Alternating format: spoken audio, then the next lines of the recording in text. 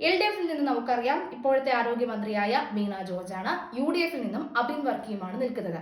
ഈ രണ്ടുപേരും ഒരുമിച്ച് ഒരേ വേദിയിൽ ഇഞ്ച് മാത്രം അകലെ നിന്നുകൊണ്ടുള്ള പ്രതികരണങ്ങൾ, പ്രസ്താവനകൾ നടത്തിയിരുന്നു. സത്യത്തിൽ ഇങ്ങനെയുള്ള പ്രതികരണങ്ങളും പരിപാടികളുമാണ് വേണ്ടത്.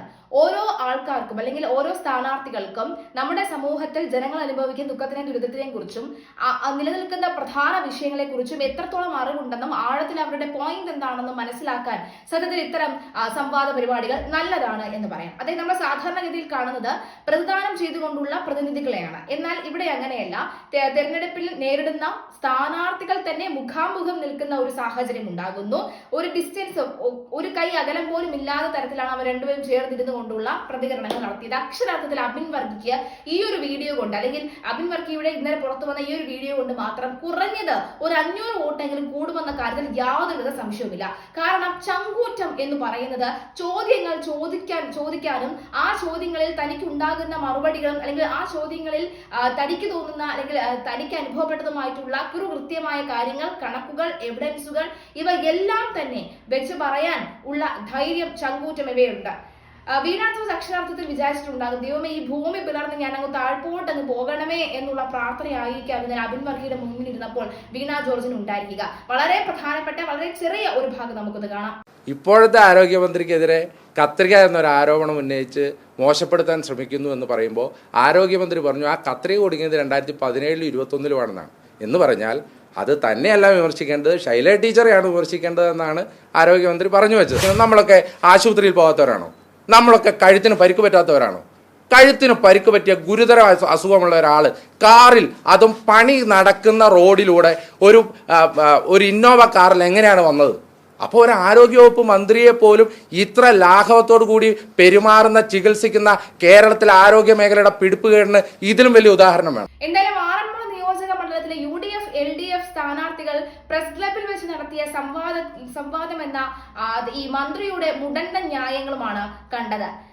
ഇന്നലെ ആ ചർച്ച മുഴുവനായും കണ്ടവർക്കറിയാം, സംവാദം എന്നാൽ PR ടീം പഠിപ്പിച്ചു വിടുന്ന പച്ചക്കള്ളമല്ല, വസ്തുതകൾ നിരത്തിയുള്ള മറുപടിയാണ് എന്ന് അബിൻ വർക്കി മന്ത്രി കൊച്ചമ്മയ്ക്ക് ശരിക്കും പഠിപ്പിച്ചു കൊടുക്കുന്നതാണ് നമ്മൾ ഇന്നലെ കണ്ടത്.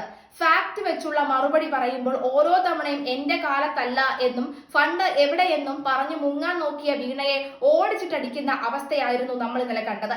സംവാദത്തിലെ പ്രധാന പോയിന്റുകളും അതിലെ വാദപ്രതിവാദങ്ങൾ നമുക്ക് നോക്കാം. DYFI വയനാടിന്റെ പേരിൽ ഫണ്ട് പിരിച്ചു മുക്കിയത് അബിൻ ചൂണ്ടിക്കാണിച്ചപ്പോൾ യൂത്ത് കോൺഗ്രസ് പിരിച്ച വയനാട് ഫണ്ടിന്റെ കണക്ക് എവിടെയെന്നായിരുന്നു വീണയുടെ ചോദ്യം. എന്നാൽ മാസങ്ങൾക്ക് മുൻപേ ഇതേ പ്രസ് ക്ലബിൽ ബാങ്ക് സ്റ്റേറ്റ്മെന്റ് സഹിതം കണക്ക് കാണിച്ചതാണ് എന്ന് അബിൻ പറഞ്ഞപ്പോൾ അവിടെ ഉണ്ടായിരുന്ന മാധ്യമ പ്രവർത്തകർ പോലും അത് ശരിയാണ് എന്ന് സമ്മതിച്ചു. അതോടെ തുടങ്ങി മന്ത്രിയുടെ ഗ്യാസ് പോവൽ. തന്റെ കീഴിലെ ആരോഗ്യ മേഖലയിൽ ഒരു കുറ്റവും ഇല്ല എന്ന് വീണ തള്ളിയപ്പോൾ ആശുപത്രിയിൽ ഉപകരണങ്ങളും മരുന്നുകളും ഇല്ലാത്തതും, രോഗികൾക്ക് സമയത്ത് ചികിത്സ കിട്ടാത്തതും, സർജറി കഴിഞ്ഞാൽ വയറ്റിൽ കത്രിക ഫ്രീ ആയതും അവൻ എടുത്തു പറഞ്ഞു. അത് എന്റെ കാലത്തല്ല എന്ന മന്ത്രിയുടെ സ്ഥിരം പല്ലവിക്ക് അന്ന് ഭരിച്ചത് നിങ്ങളുടെ തന്നെ സർക്കാരാണ് എന്നും KK ശൈലജയാണ് അന്ന് ആരോഗ്യമന്ത്രി എന്ന് അബിൻ പറഞ്ഞപ്പോൾ മന്ത്രി കൊച്ചമ്മ ഇളിച്ചിരിക്കുകയായിരുന്നു ചെയ്തത്. ഇടയ്ക്കിടയ്ക്ക് ഒരു കോട്ടുവ ഇടുന്നതും കാണാം. പ്രതിഷേധം എന്ന പേരിൽ യൂത്ത് കോൺഗ്രസ് തന്നെ കൊല്ലാൻ നോക്കി എന്നായിരുന്നു വീണ വലിയ കാര്യത്തിൽ എടുത്തിട്ടത്. സത്യത്തിൽ വീണ തന്റെ കുഴി സ്വയം തോണ്ടിയത് ആയിരുന്നു ആ വാദം. സമരക്കാരുടെ കയ്യിൽ ആയുധമില്ല എന്ന് പോലീസും മന്ത്രിക്ക് പരിക്കില്ല എന്ന് മെഡിക്കൽ റിപ്പോർട്ടും പറയുമ്പോൾ പിന്നെ എന്തിനായിരുന്നു ആ ഗുരുതര പരിക്ക് ഇത് അവൻ തിരിച്ചു ചോദിക്കുന്നുണ്ട്. കൂടാതെ ഗുരുതര പരിക്ക് പറ്റിയ രോഗിയെ കുണ്ടും കുഴിയും നിറഞ്ഞ റോഡിലൂടെ കൂട്ടത്തിൽ മരുമോനും ഇട്ട് കൊടുത്തിട്ടുണ്ടെന്ന് ആശുപത്രിയിൽ നിന്ന് സ്വന്തം കാറിൽ പറഞ്ഞയച്ച ആരോഗ്യ വകുപ്പിന്റെ അനാസ്ഥ എന്ന് പറഞ്ഞ് അവൻ പരിഹസിച്ചപ്പോൾ മന്ത്രിയുടെ മുഖത്ത് നടുറോഡിൽ വെച്ച് അത് ഉടുമുണ്ടുരിഞ്ഞു പോയ അവസ്ഥയായിരുന്നു എന്ന് വേണമെങ്കിൽ പറയാം. ഇനി ഇതിലെ പ്രധാന ഹൈലൈറ്റ് അതൊന്നും അല്ല. മന്ത്രി കൊച്ചമ്മയ്ക്ക് സംവാദം നടത്തേണ്ടിയിരുന്നത് പ്രതിപക്ഷ നേതാവ് VD സതീശനുമായി ആയിരുന്നു അത്രേ. എന്റെ പൊന്നു ദുരന്തമേ, 2010 ലോട്ടറി സംവാദം ഒന്ന് യൂട്യൂബിൽ സെർച്ച് ചെയ്ത് നോക്കുന്നത് നന്നായിരിക്കും. അന്ന് സാക്ഷാൽ തോമസ് ഐസക്കിന് പറ്റിയത് എന്താണ് എന്ന് പഴയ സഖാക്കളോട് ചോദിച്ചാൽ പറഞ്ഞു തരും. അതിന്റെ മുന്നിൽ ഇങ്ങനെ വിയർത്തു പോയെങ്കിൽ വീഡിയോയുടെ മുന്നിൽ പോയി ഇരിക്കുന്നത് ആലോചിക്കുമ്പോൾ തന്നെ നിങ്ങളോട് പാവം തോന്നുന്നു. അപ്പോൾ പറയാനുള്ളത് എന്താണെന്ന് വെച്ചാൽ, സഭയുടെ നോമിനിയായി സീറ്റ് ഒപ്പിച്ച് മന്ത്രിയുമായി PR ടീമും എഴുത്തരുന്ന വായ്ത്താളം കാശ് കൊടുത്ത് ഇന്റർവ്യൂ എടുക്കുന്ന അഭിലാഷ് മോഹന്മാരുടെയും അടുത്ത് നടക്കും.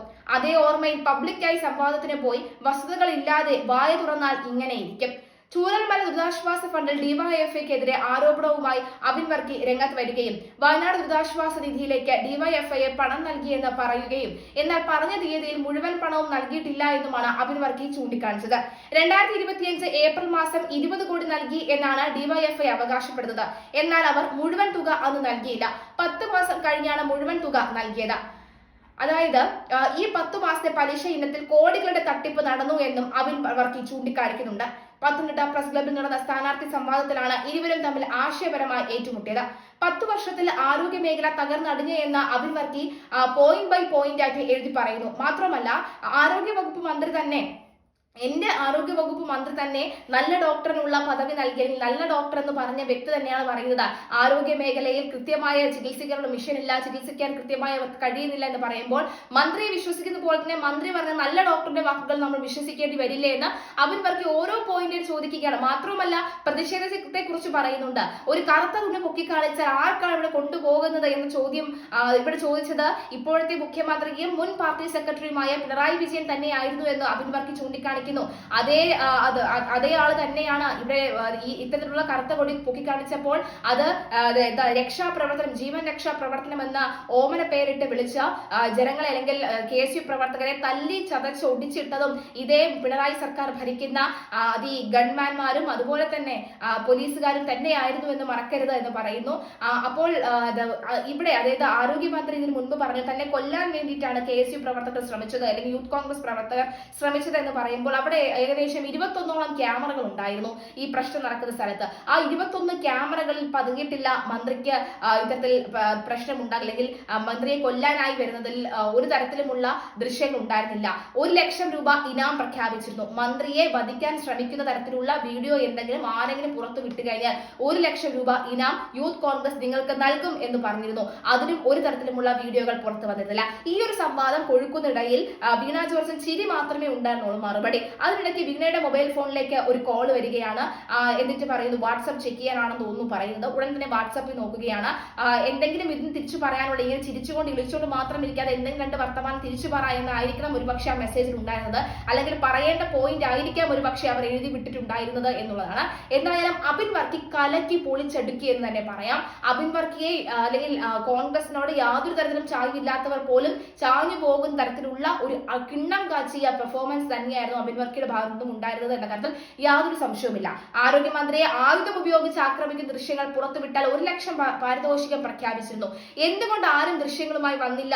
കഴുത്തിന് സാരമായി പരിക്കേറ്റ മന്ത്രിയെ കാറിൽ യാത്ര ചെയ്യാൻ അനുവദിച്ചത് ആരോഗ്യ വകുപ്പിന്റെ വീഴ്ചയുടെ ഏറ്റവും നല്ല തെളിവാണെന്നും അബിൻ വർക്കി കൃത്യമായി അക്കമെടുത്തിരുത്തി. എന്നാൽ തന്നെ ആക്രമിച്ച വാദത്തിൽ ഉറച്ചു നിൽക്കുകയായിരുന്നു ആരോഗ്യമന്ത്രി വീണ ജോർജ്.